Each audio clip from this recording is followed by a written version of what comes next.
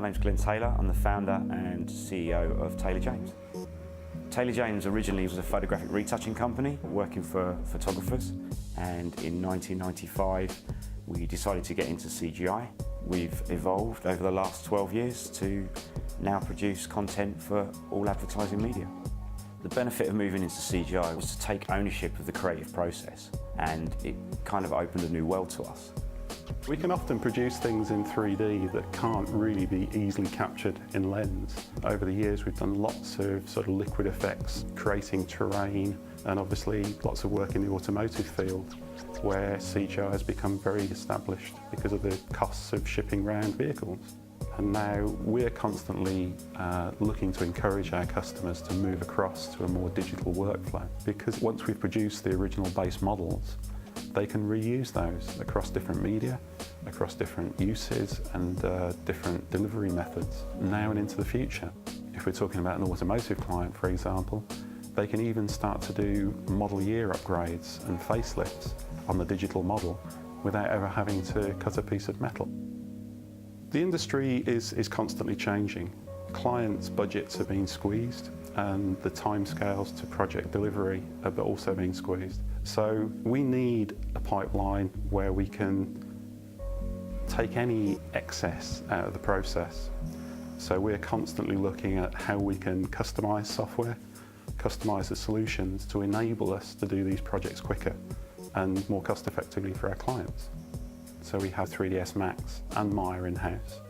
One of the biggest challenges for us is to get the client on board through the pre-visualization stage.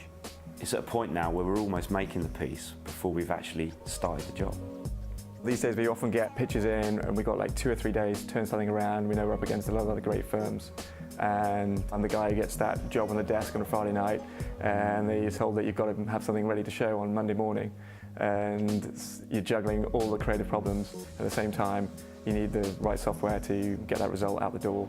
So, 3dsMax has been really useful for trying things out, double checking, and really help us get so much physically correct that in the old days we depended much more on the craft of the artist.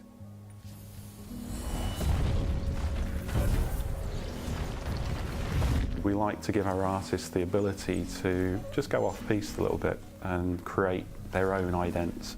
There's things that we're trying to express there and communicate to clients that we can do that aren't possible just in 2D alone, whether that's just 2D post-production or compositing work. The Disney Lily project, I think like the biggest challenge was about this book flipping around, turning pages and landing in this massive forest. And 3dsMax does give you a lot of fine control and the ability to actually create organic forms with some flexibility to try stuff out. Being able to go back and adjust and try things out without things being too destructive or too committed is really helpful. The projects that we work on tend to push the hardware to the nth degree.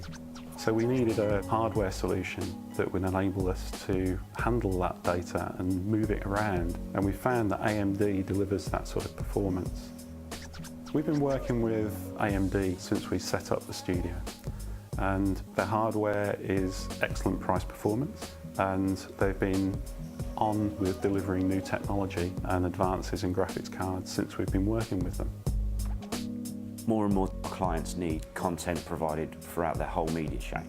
How we combine our photography with our live action and with our CG, we're able to satisfy and deliver that need.